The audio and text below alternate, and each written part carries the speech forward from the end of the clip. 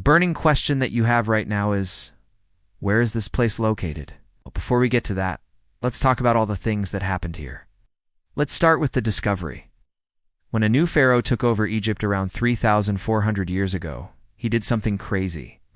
He changed his name from Akhenaten to Amenhotep. Why? Because he decided to abandon the old gods of Egypt and make a new one. His wife, the beautiful Nefertiti, became the goddess. They built a new capital city and moved the empire there. For a while, everything went according to plan. But then, the king got sick. Some say malaria, others say he was poisoned. Whatever the reason, he was bedridden for years. In those years, his wife ran the country and even had several children. The king never recovered. He died when he was only around 40. He left behind a grieving wife, 6 daughters, and a son who was only 9 years old. That son was Akensur. Now, nobody knows what happened. After his father died, his sister Hatshepsut took over the throne. Historians think that she faked being pregnant and declared that her son would be king after her. But after she died, her son came to power, and he erased his father's memory. All records of Amenhotep IV were destroyed. His temples were torn down and his statue smashed. Nobody remembers him today. Or do they? That brings us to the discovery of the tomb. It all started with a farmer who found some statues near the River Nile. Soon, more and more artifacts appeared. Locals found pieces of wall covered in hieroglyphics. Then finally, Dr. Lena Moore, a famous Egyptologist, got involved. With help from the government, she uncovered a staircase carved directly into the rock. At the bottom, they found a sealed doorway. Behind it was a hallway. That hallway led them deeper underground until finally they reached the burial chamber.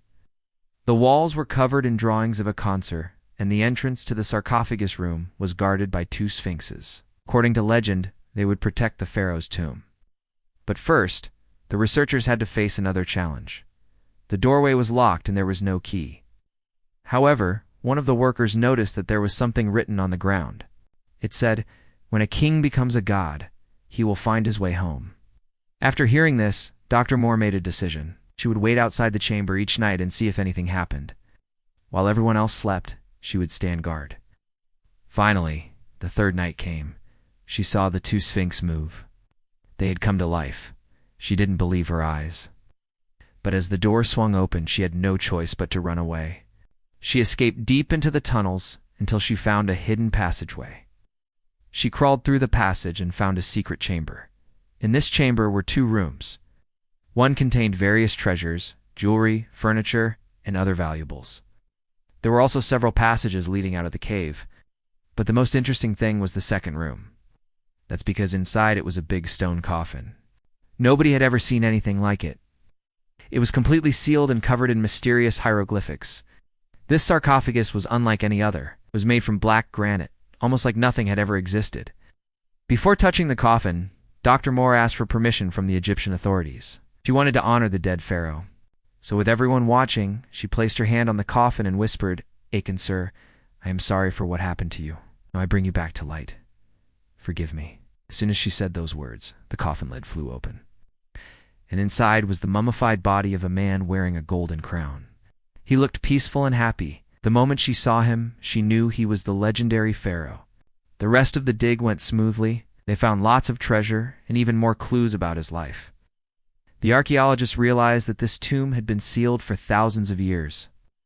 They called it the Tomb of a Forgotten King. They found so many amazing things that they decided to move everything to the museum. This included the giant coffin. Now let's talk about what happened next. After moving the sarcophagus to the museum, strange things started happening. First, museum employees reported seeing shadowy figures walking around at night. They also heard whispers, chanting, and drums. Then one day the sarcophagus started shaking. People saw it breathing up and down slowly. Everyone was scared. Many visitors refused to enter the museum. Others said they would never go there again. Even though the staff told everyone it was just an old building settling, people didn't believe them.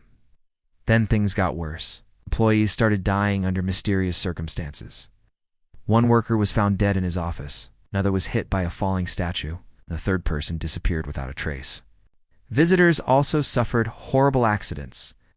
Some fell down the stairs, others were crushed by ancient artifacts. Everyone was afraid that the cursed coffin was responsible, but no one knew what to do. Some said they should destroy it. Others argued they should move it back to its tomb. But in the end, no one dared touch it. Now, let's find out how this mystery was solved. Legend has it that the pharaoh's tomb stayed hidden for all these years because his sister didn't want anyone to disturb his remains. She feared that if they did, he would rise and bring chaos upon the world. But one day, a group of adventurers found his burial chamber. When they woke him up, he promised them great wealth beyond their wildest dreams. Excited by his offer, the adventurers split into two teams. One group continued exploring the tomb. Their job was to collect as much treasure as possible and bring it to the surface. The second group stayed with the pharaoh, making sure he didn't try anything funny. But while the first team was busy stuffing sacks with gold, silver, and precious stones, the pharaoh made a plan. Once he had enough followers, he planned to reclaim his kingdom and punish his sister for what she did to him. To do this, he needed allies, lots of them. That's why he charmed the guards and sent them to get more soldiers from nearby camps. Meanwhile, the adventurers were bringing sack after sack to the surface, but little did they know they were being watched.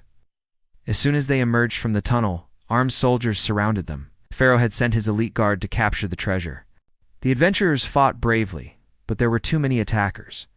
They were defeated and tied up. Then the pharaoh arrived, furious and powerful. He ordered his men to take the adventurers to his underground kingdom and keep them there forever. But wait, we haven't finished the story yet. If you want to hear what happened next, you'll have to visit another place. Okay, I'm done teasing you. Here is the location. It's a small village in Egypt.